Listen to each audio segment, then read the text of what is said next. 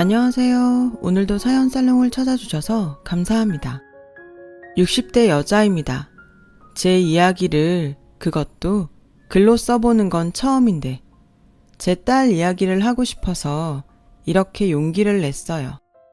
20살 어린 나이에 고모의 중매로 결혼을 했어요. 남편은 처음부터 무뚝뚝한 사람이었는데 그 당시에는 대다수 남자들이 저희 남편처럼 무뚝뚝해서 저는 싫다 좋다 할 것도 없이 결혼을 선택했어요. 요즘 세상에선 정말 말도 안 되는 일이었죠.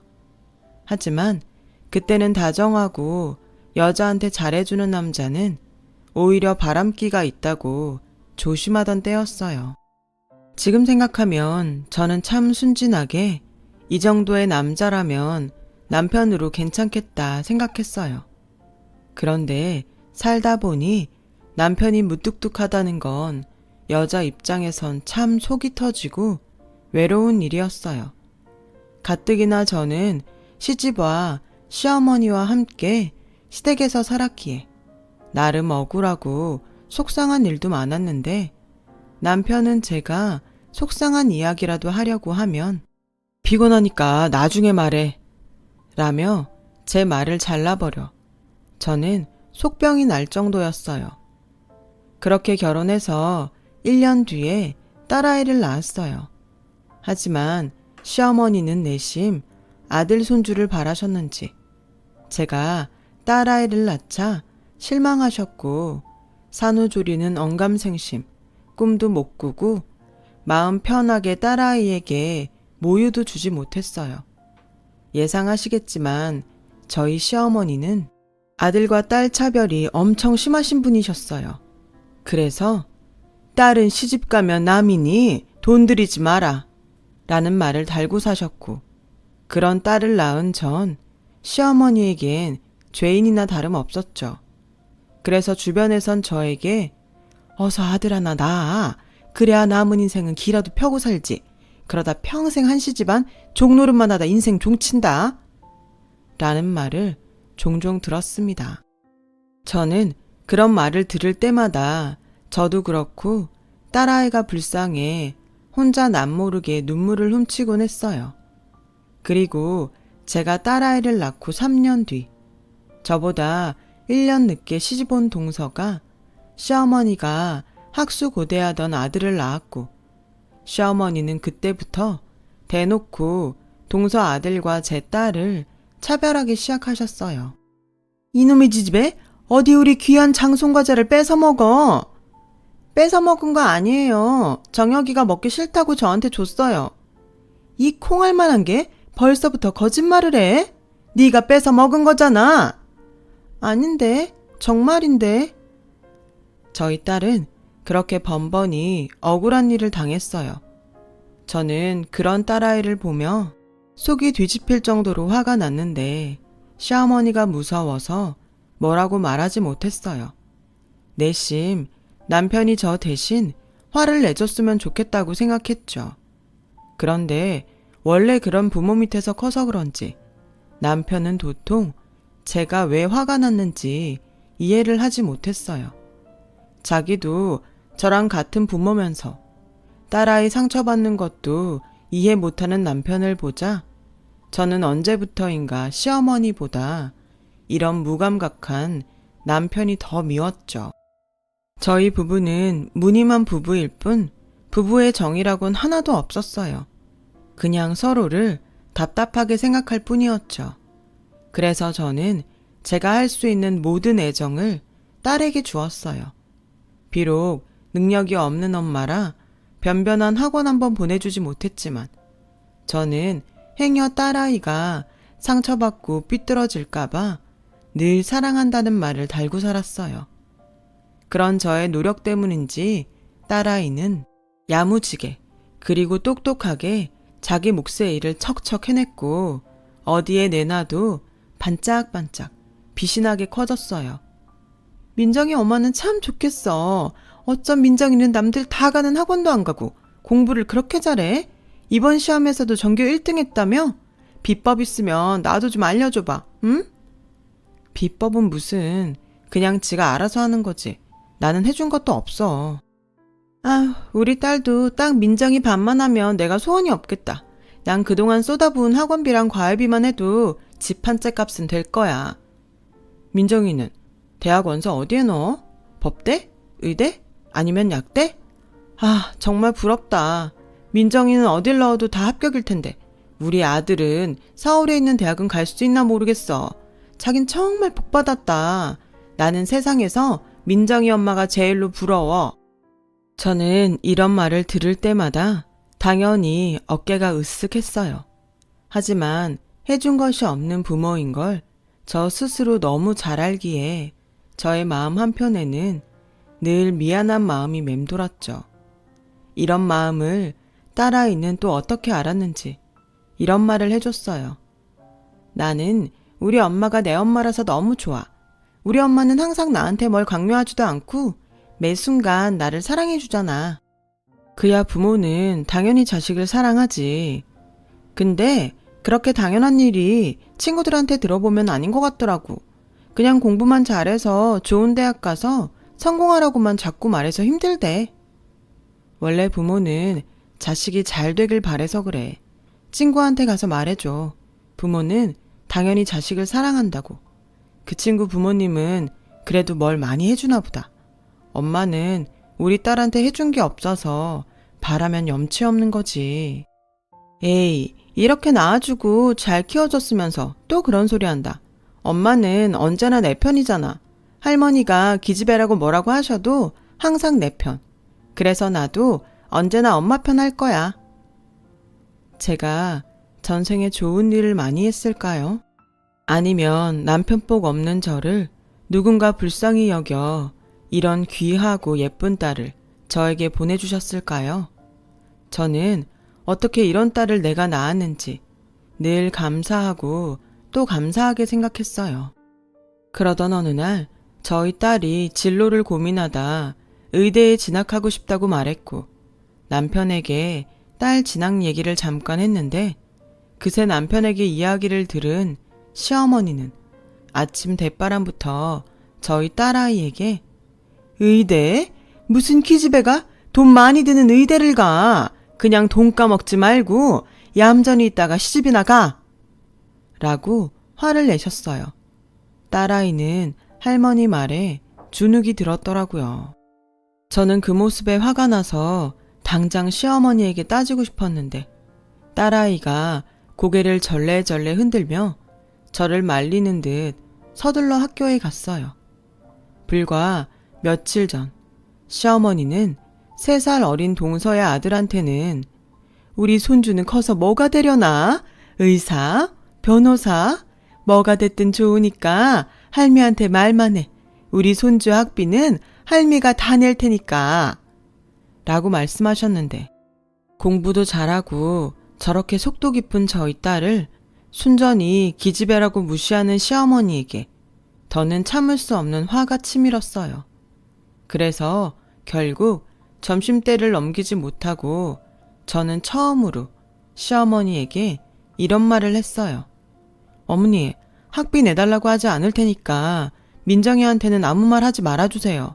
지가 갈만 하니까 간다고 하는 거예요. 뭐? 너는 지금 그게 네 시애미한테 할 소리냐? 애는 엄마를 보고 배우는데 네가 이렇게 나한테 함부로 하니 네 딸이 뭘 보고 배우겠어? 아무튼 난 기집애한테는 1원도 줄 마음 없으니까 나한테 손 벌릴 생각 하지도 마라. 내 돈은 고이고이 잘 뒀다가 우리 손주 정혁이 줄 거니까. 저는 시어머니의 한쪽으로 기운 애정에 더는 아무 말도 하고 싶지 않았어요. 그리고 결혼하고 내내 살던 시댁에서 분가를 해야겠다고 결심했고 그날 저녁 저는 남편에게 시어머니한테 들은 이야기와 분가를 하고 싶다는 말을 했어요. 분가를 하자고? 당신 돈 있어? 엄마가 뭐라고 좀 했기로 분가를 하자는 거야? 내가 애예요? 어머니한테 한 소리 들었다고 나가게? 대단한 집 아니어도 되니 우리 형편에 맞게 집 구해서 나가요. 이제 곧 민정이도 대학에 들어갈 거고 나도 결혼하고 20년 동안 시댁살이 했으면 내 살림 차려도 되잖아요. 나 그동안 많지는 않아도 모아놓은 돈 조금 있어요. 이 사람이 참 뭘 모르네. 여기서 어머니랑 살아야 우리가 돈을 모으지. 나가면 숨만 쉬어도 돈이야, 이 사람아. 그리고 나도 생각해 봤는데 민정의 의대는 좀 과한 것 같아. 당신 정말 해도 해도 너무하네요. 우리의 성적이 얼마나 좋은지 알아요? 자식이 더 있는 것도 아니고 여태 아무것도 해준 거 없는 딸 자식한테 우리가 무슨 자격으로 이래라 저래라 간섭을 해요. 무슨 자격? 부모 자격이지. 지가 우리 아니면 이 좋은 세상에 어떻게 태어나? 좋은 세상? 할머니랑 아빠한테 내내 차별받고 그렇게 살았는데 당신은 그런 말을 참 잘도 하네요. 아무튼 나는 민정이랑 이 집 나갈 거예요. 싫으면 당신이나 당신 어머니 모시고 평생 살아요. 지금 생각하면 그런 용기가 어떻게 나왔는지. 저는 제 입으로 말하기 부끄럽게도 그때까지 멍청하게 순종하며 살았어요. 누가 그러라고 한 것도 아니었는데 말이죠. 저는 그때 생각했어요. 지금이라도 이렇게 살지 말자고. 그때 제 나이 40을 조금 넘겼을 때였는데 누군가는 늦었다고 말할 수도 있겠지만 저는 이제라도 남은 인생을 저희 딸처럼 야무지고 똑똑하게 살자고 결심했어요. 그래서 그 해 시어머니와 남편의 반대에도 저는 집을 구하러 다녔고 딸아이가 자랑스럽게 서울에 있는 유명한 K대 의대에 합격해서 저는 학교랑 그리 멀지 않은 곳에 투룸짜리 전셋방을 얻었어요.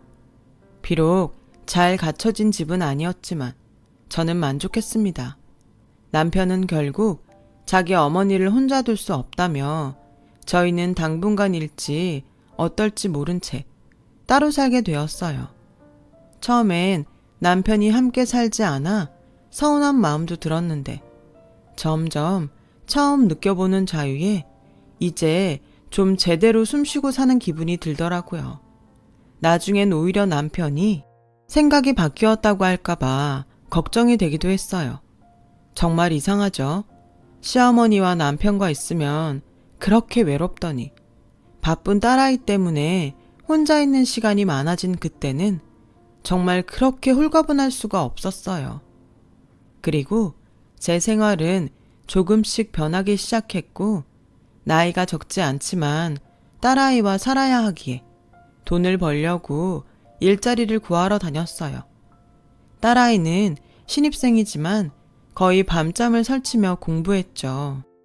저는 그런 딸에게 이제라도 뭐든 해주고 싶어 정말 열심히 일을 구하러 다녔는데요.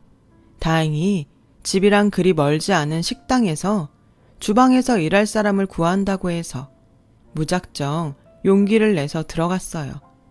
그 결과 살림도 경력이라고 20년 살림을 했다고 하니 여자 사장님은 흔쾌히 저를 채용해 주셨고 저는 그날을 시작으로 처음으로 제 손으로 돈을 벌었어요. 딸도 저도 처음 경험하는 일에 정신이 없고 이젠 뭔가 좀 알겠다 싶으니 시간은 훌쩍 흘러 저희 아이가 대학교 3학년이 되었어요. 그 해가 동서의 아들, 즉 저희 시어머니가 그렇게 사랑하는 손주의 수능이 있던 해였거든요. 남편은 느닷없이 저에게 전화를 해서 이제 집 계약 기간이 끝나가지 않냐고 했고 이제 나가서 살 만큼 살았으니 시댁으로 돌아오라고 했어요. 저는 아직 딸아이가 졸업도 안 했고 또 졸업을 해도 전문의까지 뒷바라지할 생각이라 그럴 수 없다고 했는데요. 옆에서 통화를 듣던 시어머니가 자기 분에 못 참아 남편의 전화를 빼앗아 저에게 다짜고짜 화를 내는 거예요. 내가 오냐오냐 했더니 네가 아주 시엠이 무서운 줄 모르는구나. 잠만 말고 당장 그 집 빼서 집으로 들어와. 엄연히 따지고 보면 그 집 보증금도 네 돈은 아니잖아. 어디 나가 돈도 못 버는 게 내 아들 돈으로 밖에 나가 편히 살겠다고? 너도 참 염치가 없다.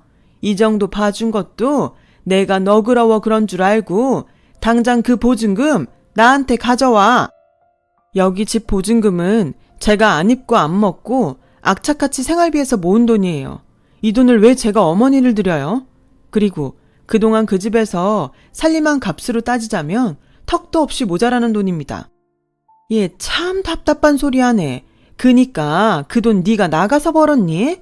내 아들이 힘들게 번 돈이잖아. 그 돈 우리 장손 대학 등록금이랑 지낼 집 구하는 데 쓸 거니까 잔말 말고 시키는 대로나 해. 올해 우리 장손 수능 보는 거 알지? 결국 그거였어요.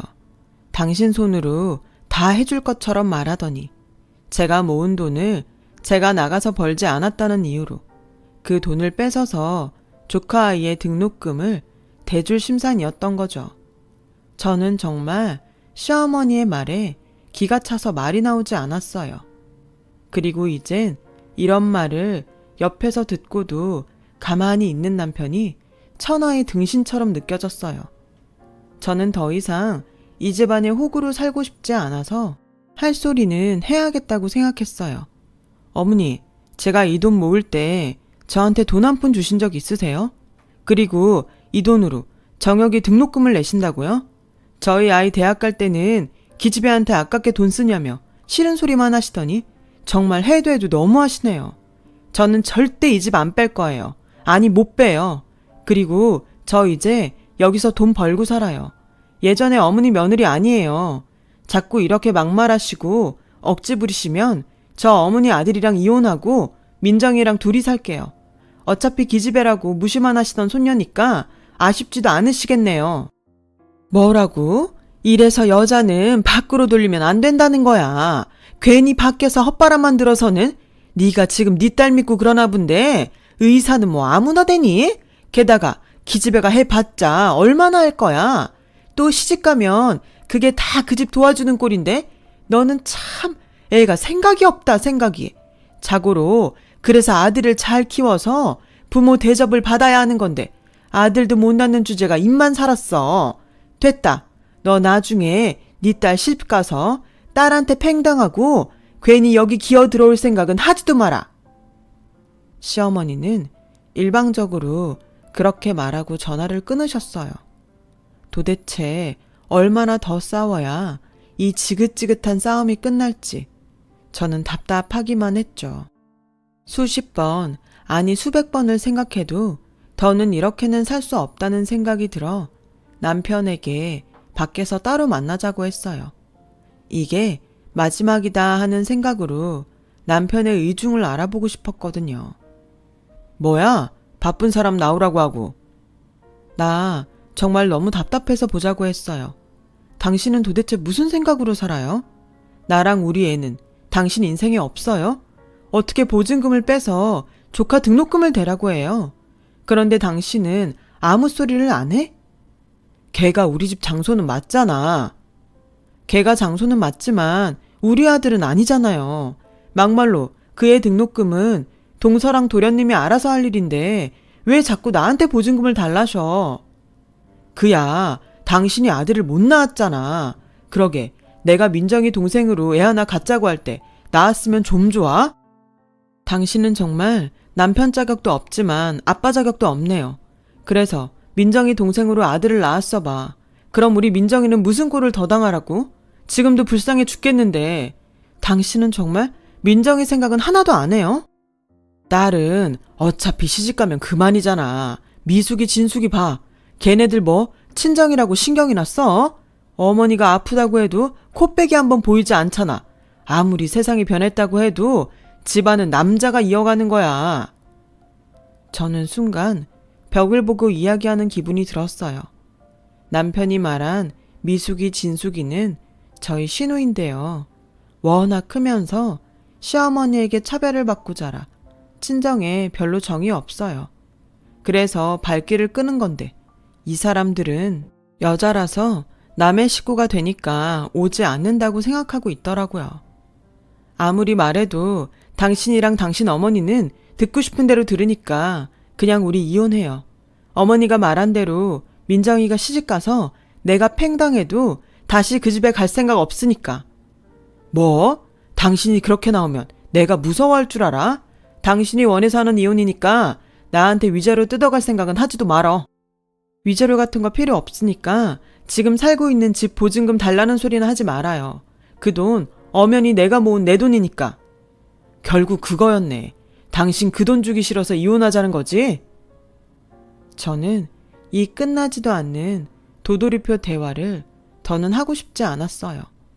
그래서 일방적으로 자리에서 일어났고 남편은 왜 자기가 말하고 있는데 멋대로 일어나냐며 큰 소리를 냈는데 저는 그러거나 말거나 어서 빨리 이곳에서 벗어나고 싶었어요.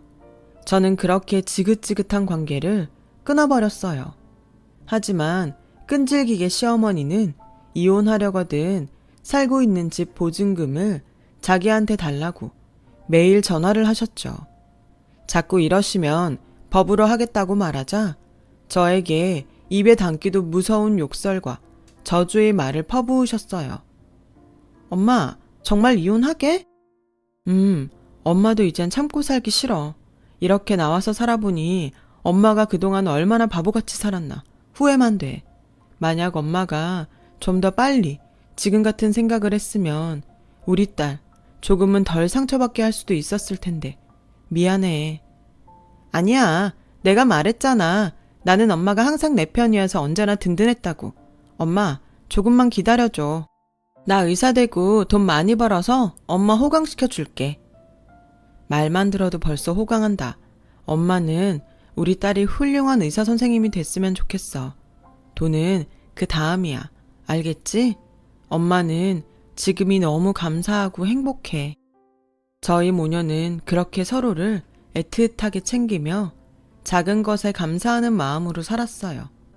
그러다 딸아이가 대학 4학년이 되었을 때 처음으로 남자친구가 생겼다고 집에 남자를 데려왔고 5년 뒤 긴 연애 끝에 그 남자는 저의 사위가 되었어요. 혹시 부모가 이혼해서 결혼을 못하나 내심 말도 못하고 고민하고 있었는데 다행히 처음 예비사돈을 만나러 간 날 안사돈이 저의 손을 잡으며 혼자 이렇게 딸을 훌륭하게 키웠냐며 대단하다고 얘기해 주셔서 얼마나 감사했는지 몰라요. 그렇게 제 딸아이는 저와는 다르게 남편과 시부모님의 사랑을 받으며 행복한 가정을 꾸렸고 더도 말고 덜도 말고 언제나 그렇게 살았으면 하는 시간이 흘러 2년 정도 지나 저는 뜻밖의 일을 겪게 되었어요. 그 일은 길에서 쓰러진 시어머니를 보게 된 일이었어요. 사람들이 웅성웅성 몰린 가운데 저는 황급히 구급차를 불렀고 아무 생각 없이 딸이 근무하는 병원으로 시어머니를 모시고 가게 되었어요. 제가 정신을 차렸을 땐 시어머니는 응급수술에 들어갔더라고요. 그 수술을 집도하는 의사가 저희 딸이었어요. 남편은 뒤늦게 연락을 받고 병원으로 달려왔고 장장 6시간 끝에 수술복을 입은 딸아이가 수술이 무사히 끝났다고 저와 남편에게 말했어요. 그 순간 기분이 어찌나 이상하던지 시어머니는 당신이 그렇게 무시하던 손녀의 손에 살게 된 거였죠. 남편 역시 안중에 없던 딸이 이렇게 의사가 된 모습에 넋을 놓고 멍하니 딸아이를 봤어요. 하지만 저도 그렇고 딸아이는 딱 거기까지였습니다. 저희 모녀는 더는 시어머니와 남편을 마주치고 싶지 않았거든요. 제가 딸아이를 만나러 병원에 간 날, 한 병실에서 쩌렁쩌렁하게 울리던 시어머니의 목소리를 잊을 수가 없어요. 여기에서 내 목숨 살려준 의사가 내 손녀딸이요. 걔가 어릴 때부터 그렇게 나를 닮아서 똑똑했는데 이렇게 지알미 목숨도 살려주고 내가 얼마나 든든한지 몰라. 글쎄 무슨 노인네가 회복력도 좋은지 그새 말짱해져서 같은 병실에 있는 사람들한테 저희 딸 자랑을 하고 계시지 않겠어요? 저는 정말 어이가 없었어요. 그런데 하필 또 그때 시어머니와 눈이 마주쳤고 제가 당신을 보러 병원에 왔다고 착각한 시어머니는 마치 저하고 아무 일도 없었다는 듯 태연이 저를 반기셨어요. 우리 며느리 왔니? 뭘 힘들게 여기까지 와. 우리 며느리라니. 항상 저를 부를 때면 예, 야 라고 하던 양반이 참 가소롭더라고요. 그래서 저는 일부러 민망하라고 시어머니에게 말했어요. 그렇게 구박하던 손녀 손에 살아난 기분이 어떠세요? 저한테 기집애 가르칠 필요 없다고 뭐라고 하시더니 사람 일은 참 몰라요. 그쵸? 얘가 지금 무슨 소리를 하는 거야? 내가 언제 그랬니? 아, 들리는 말로는 정혁이 대학 등록금 된다고 집도 파셨다면서요? 정혁이는 요즘 뭐해요? 궁금하네요. 그렇게 사랑과 관심 듬뿍 받은 손자는 어떻게 지내나요? 얘가 정말 왜 이래? 얘, 나 환자야. 네가 아무리 내가 마음에 안 들어도 늙고 병든 시애미한테 이러는 건 아니지. 그래요? 그냥 저는 어머님도 그런 답답한 기분 한번 느껴보시라고요. 저는 어머님이랑 사는 내내 그런 마음이었거든요. 시어머니는 순간 얼굴이 울그락불그락 하더라고요. 하지만 주변 사람들 눈이 많아 최대한 조심하는 눈치였고 또 그 사이 보고 싶지 않던 남편을 보게 되었는데요. 이 남자도 자기 어머님처럼 똑같이 저와 무슨 일이 있었냐는 듯 저에게 태연하게 서로 혼자 있으면 적적하니 다시 살림을 합치자는 말도 안 되는 소리를 해대는 거예요. 설마 벌써 치매는 아닐 텐데 우리 이혼한 거 잊었어요? 왜 남남이 살림을 합쳐요? 정말 당신도 그렇고 당신의 사람들은 정말이지 소름 끼쳐. 여보, 무슨 말을 그렇게 해. 그냥 서로 지난 일은 잊고 잘 살아보자는 건데. 여보? 참 왜 이제 와서 잘 살아보자는 건데요? 아, 이제 내가 쉬워? 그렇게 장손 타령하더니 있는 재산 그 장손 밑에 꼬라박고 이젠 개털 신세라지? 사실 저는 다 알고 있었어요. 종종 예전에 친하게 지냈던 동네 이웃이 시댁의 소식을 알려줬거든요. 그때는 그냥 쌤통이라고 생각하고 말았는데 그게 이렇게 저에게 통쾌한 복수를 하게 해줄지는 그때 미처 몰랐어요. 남편은 제 말에 자존심이 상했지만 참는 듯 보였어요. 그리고 애써 자존심을 누르고 계속 저에게 마음에도 없는 사과를 하며 다시 잘해보자고 하더라고요. 제가 미치지 않고서야 그 집에 다시 들어가겠어요? 저는 단칼에 거절하고 혹여 시집간 딸한테 엉겨붙을까봐 딸에게도 절대 어떤 부탁도 들어주지 말라고 신신당부를 했어요. 그리고 며칠 뒤 시어머니는 퇴원을 하셨죠. 그렇게 제 딸아이를 찾으셨다고 해요. 제 말도 있고 딸아이도 그간 할머니한테 쌓인 게 있으니 할머니가 찾아도 바쁘다고 거절했다는데 알고 보니 제 딸을 팔아 병원비를 가족 할인 받으려고 그렇게 제 딸을 애타게 찾았다고 하더라고요. 결국 제 딸의 겁으로 시어머니는 병원비 할인도 받지 못하셨고 병원비를 다 내고 병원 밖을 나갔대요. 그 말을 듣고 어찌나 속이 뻥 하고 뚫리는지 이제는 그들도 후회라는 걸 좀 했으면 좋겠다는 생각이 들었어요. 그 후 다행히 더는 그들과 마주치는 일은 없었고 그해 딸아이는 임신을 해서 병원을 잠시 쉬면서 건강한 손녀를 출산했어요. 딸이라는 이유로 그렇게 멸시받고 무시당했는데 저도 그렇지만 딸의 시부모님은 손녀딸을 아주 귀한 보물처럼 대하셨어요. 참 감사한 일이 아닐 수 없었죠.